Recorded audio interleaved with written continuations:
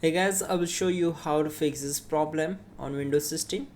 So it's very easy. I will show you how to change the icon size on the desktop as well as in the file explorer.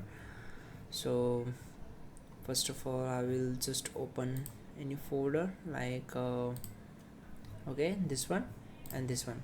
So what you have to do, you need to just right click on the desktop, select view, and you can select large icons.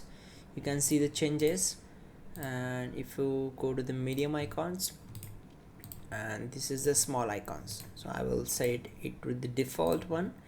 And for the file explorer, you have to just go to the view by, and as same as on the desktop, you will get the extra large icons and mediums and small icons.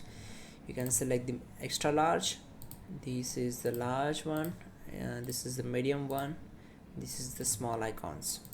And you can also list out with the list details, tiles and the content. So I will set to the medium one also. That's it guys, your problem is solved and you're good to go. Don't forget to like the video. Please do subscribe the channel.